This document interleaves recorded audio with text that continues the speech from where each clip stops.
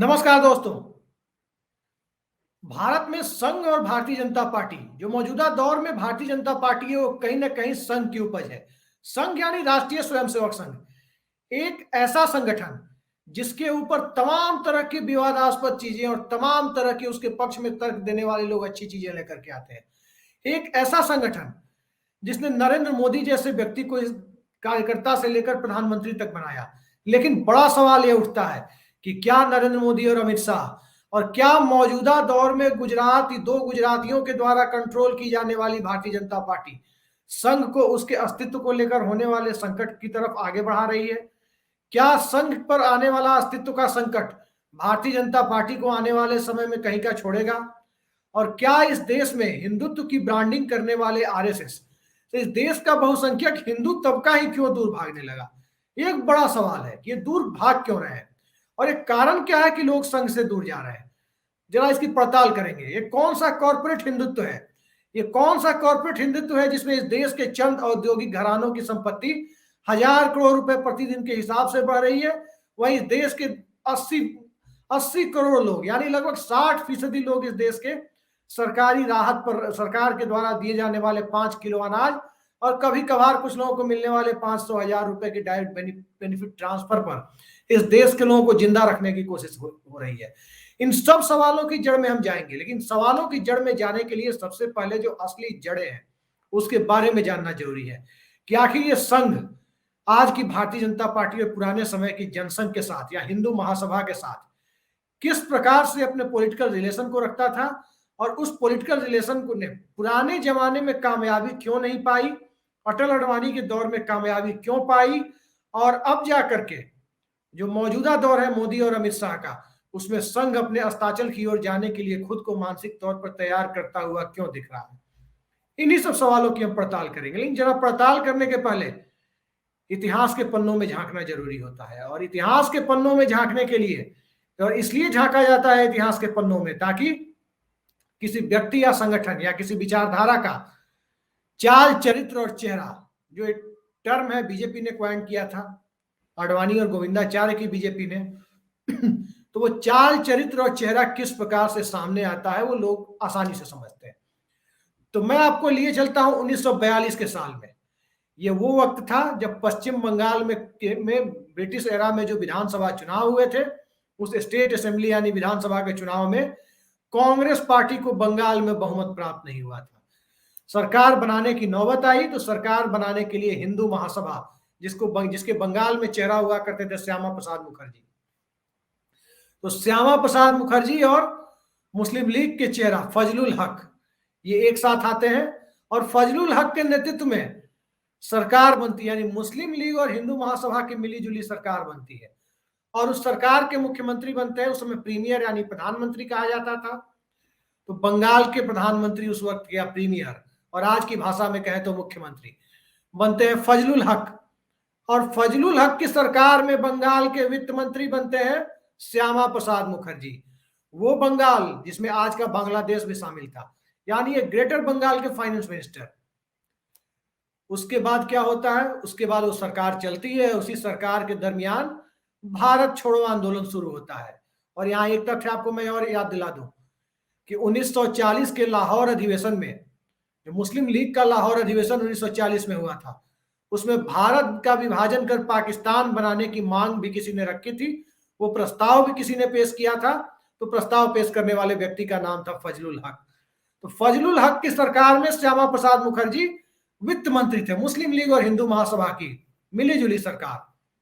और उस वक्त जब भारत छोड़ो आंदोलन 42 का शुरू हुआ तो भारत छोड़ो आंदोलन के विरोध में उस वक्त के गवर्नर को, बंगाल के गवर्नर को श्यामा प्रसाद मुखर्जी क्या सलाह देते हैं, जरा इस पर भी गौर किया जाना जरूरी है, क्योंकि उनकी वो सलाह भारतीय राजनीति में दक्षिण पंथ, हिंदू महासभा के बाद जनसंघ और जनसंघ के बाद भारतीय जनता पार्टी और इन सब की सदारत, परोक्ष रूप से सदारत करने वाली राष्ट्रीय स्वयंसेवक संघ का पॉलिटिकल एजेंडा आम लोगों के सामने आता है। यानी आने वाले समय का हिंदुस्तान जो एक फेनेटिक, एक धर्मांध या एक मतांध हिंदुस्तान कैसे बनाया जाए उसकी की पूरी रूपरेखा गवर्नर को श्यामा प्रसाद मुखर्जी द्वारा दिए गए उस सलाह को पढ़ने के बाद स्पष्ट हो जाती है। क्या सलाह वो देते हैं, जरा इसे जानिए।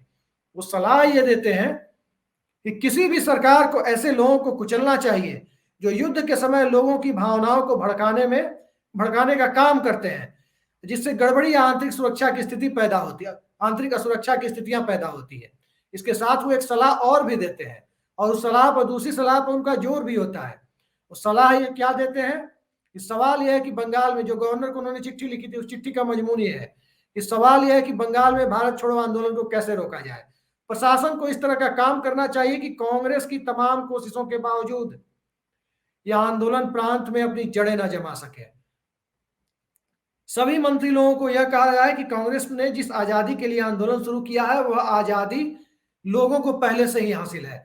यानी ब्रिटिश सरकार में जो आजादी हिंदुस्तान के आम लोगों को हासिल थी, उस आजादी को श्यामा प्रसाद मुखर्जी के नेतृत्व वाला हिंदू महासभा, जो फजलुल हक के साथ मिलकर के पाकिस्तान बनाने का प्रस्ताव पेश करने वाले फजलुल हक के साथ मिलकर के जो सरकार चला रहा था, उस सरकार में स्पष्ट तौर पर जाहिर हो रहा था कि यह सलाह श्यामा प्रसाद मुखर्जी उस वक्त ब्रिटिश इंडिया में बंगाल के गवर्नर को दे रहे थे कि भारत छोड़ो आंदोलन को कैसे कुचला जाए।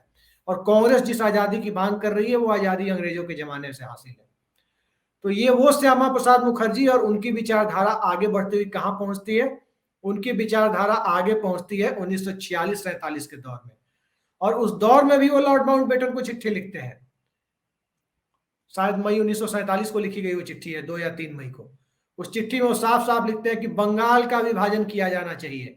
बंगाल का विभाजन यानी पूर्वी बंगाल, यानी आज का बांग्लादेश और आज का पश्चिम बंगाल जो भारत के पास है, इसमें विभाजन किया जाना चाहिए, जिसका विरोध उस वक्त के मुख्यमंत्री सोहरावर्दी कर रहे थे। लेकिन सोहरावर्दी के साथ सुभाष चंद्र बोस के बड़े भाई शरद चंद्र बोस जैसे लोग भी बंगाल विभाजन का विरोध कर रहे थे। लेकिन 1905 के बाद जब दोबारा बंगाल विभाजन की परिस्थितियां पैदा हुई और अंततः बंगाल का विभाजन करना पड़ा और एक हिस्सा पाकिस्तान को देना पड़ा, तो उन परिस्थितियों को तैयार करने में भी श्यामा प्रसाद मुखर्जी की एक भूमिका थी। बड़ी भूमिका थी या छोटी भूमिका थी, ये बहस का विषय हो सकता है, लेकिन उन्होंने अपनी तरफ से इसमें योगदान दिया था।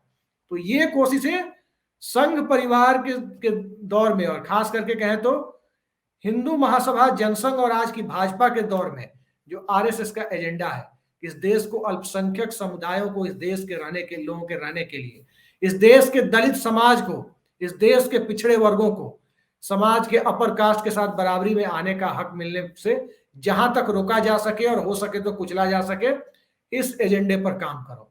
और इस एजेंडे पर काम करने के तरीके का ही नतीजा है कि चूंकि मंडल कमीशन के बाद विश्वनाथ प्रताप सिंह ने इस देश में जो स्थितियां पैदा कर दी, उन स्थितियों को आरएसएस ने भली भांति भांपते हुए अपर कास्ट के लोगों को, समाज के सवर्ण तबके के लोगों को चेहरा बनाने की बजाय पिछड़े वर्गों को चेहरा बनाना शुरू किया।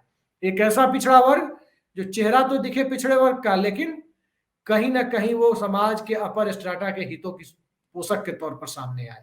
एक ऐसे अपर स्ट्राटा के हितों की पोषक जिसमें समाज के 2/3 से ज्यादा लोगों के लिए सिर्फ जिंदा रहने के लायक उन्हें समझा जाए, उन्हें दबाकर उन्हें कुचल कर रखा जाए, हिंदुत्व के नाम पर उन्हें ऐसी परिस्थितियों में रखा जाए कि वो जलालत में जीते भी रहे और हिंदुत्व की रक्षा के लिए वो लाठी फरसा और गोली भी चलाते रहे। तो ये परिस्थितियां आरएसएस इस देश में पैदा करता रहा है। याद कीजिए गुजरात के दंगों को। गुजरात के दंगों में मरने वाले ज्यादातर लोगों में दलित और आदिवासी समाज के लोग थे। याद कीजिए राम मंदिर आंदोलन को, उस दरमियान भी हताहत होने वाले लोगों की संख्या में ज्यादातर लोगों की संख्या पिछड़े और दलित समाज के लोगों की थी। यानी वो इस्तेमाल किए जाए, लेकिन जब उत्तर प्रदेश जैसे राज्य में 69,000 टीचर की भर्ती आए तो उनके आरक्षण को का कहीं ना कहीं लगभग सफाया कर दिया जाए। ये आरएसएस का वो एजेंडा है जिस एजेंडा पर चलते हुए आज नौबत यहां तक आ गई कि समाज का अपर क्लास के लोग, जिनके लिए सरकारी नौकरियां पिछले 70 सालों से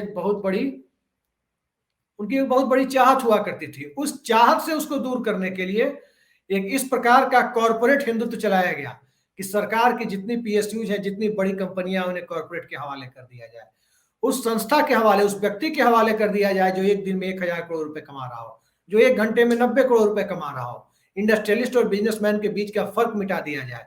इंडस्ट्री को कहीं ना कहीं मेक इन इंडिया का एक मुलम्मा चढ़ाकर इस देश में इंडस्ट्री के लिए ऐसे हालात पैदा कर दिए जाए कि इस देश में औद्योगिकरण, तीव्र औद्योगिक विकास, फास्ट इकोनॉमिक ग्रोथ एक सपना बनकर रह जाए और आम आदमी जिंदा रहने को ही विकास समझने लग जाए। तो ये परिस्थितियां जो पैदा की गई, इसमें अकेले भारतीय जनता पार्टी का योगदान नहीं है।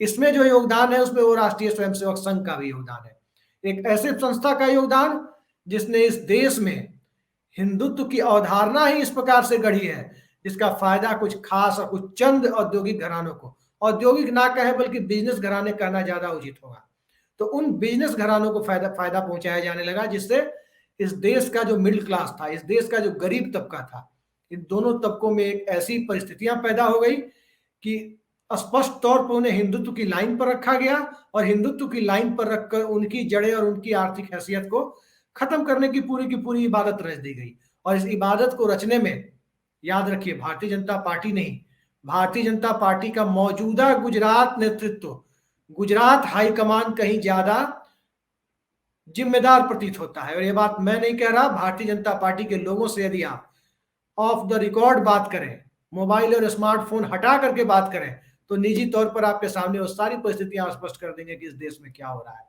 तो ये वो परिस्थितियां हैं जिसने भारतीय जनता पार्टी को तो खात्मे की तरफ लेकर के नहीं जाने की परिस्थितियां दिखाई नहीं देती, लेकिन राष्ट्रीय स्वयंसेवक संघ को खात्मे की तरफ ले जाने की परिस्थितियां जरूर पैदा कर दी है, क्योंकि इस देश में एक वर्ग ऐसा भी है जो आज की तारीख में भाजपा से नफरत करे ना करे, संघ से जरूर नफरत करना शुरू कर दिया है। संघ से नफरत का आधार ये है, अब आप देख सकते हैं इस देश में मंत्री बनाए जाते हैं दलित समाज से, चाहे रामविलास पासवान हो या थावर चंद गहलोत हो या कोई हो। दलित समाज से आने वाले व्यक्ति जो मंत्री बनते हैं, उनकी हैसियत सिर्फ यही है कि वो सामाजिक न्याय और अधिकारिता मंत्री बने। वो इस देश के वित्त मंत्री नहीं बन सकते, वो इस देश के शिक्षा मंत्री नहीं बन सकते, वो इस देश के गृह और रक्षा मंत्री नहीं बन सकते, वो इस देश के विदेश मंत्री नहीं बन सकते। वो बनेंगे क्या? तो सामाजिक न्याय और अधिकारिता मंत्री बनेंगे। और बहुत ज्यादा जब कोई दलित आंदोलन सामने आएगा तो राष्ट्रपति भवन जैसे प्रतीकात्मक संवैधानिक प्रमुख में वहां पर बिठा दिया जाएगा दलित या पिछड़े समाज के व्यक्ति को। लेकिन प्रधानमंत्री पद पर नरेंद्र मोदी को बिठा करके पिछड़े वर्गों को एक मुलम्मा देने की कोशिश होगी, लेकिन काम किसका होगा? ना अगड़े वर्ग का, ना पिछड़े वर्ग का, ना दलित वर्ग का। सत्ता में बैठे हुए लोग काम किसका करेंगे? तो काम होगा इस देश के बड़े से बड़े औद्योगिक घरानों का। लोन माफी उनकी होगी। डिफॉल्टर बनना इस देश में ऐसा लग गया है कि मैं सभी गुजरातियों की बात नहीं करता, गुजराती भाइयों से मैं क्षमा चाहूंगा इसके लिए, लेकिन डिफॉल्ट करके भागने वाले लोगों की जो संख्या सामने आ रही है उसमें अधिकांश लोग प्रधानमंत्री और गृह मंत्री के गृह राज्य के दिखते हैं। और जब यहाँ के लोग डिफॉल्ट करके भागते हैं तो इस देश में आम लोगों के बीच एक मुहावरा चल पड़ा है। आप किसी बैंक ब्रांचेज में चले जाएं, आपके छोटे लोन हो, लोन का अमाउंट काफी छोटा हो और आप समय पे चुकता नहीं कर रहे हैं, आपका इंस्टॉलमेंट नहीं जा रहा है, तो बैंक के ब्रांच मैनेजर आपसे सीधे सीधे कहते हैं कि भाई आपकी प्रॉपर्टी जो आपने कोलेटरल के तौर पर बैंक के पास अपना कागज रखा है उसे जब्त कर लिया जाएगा।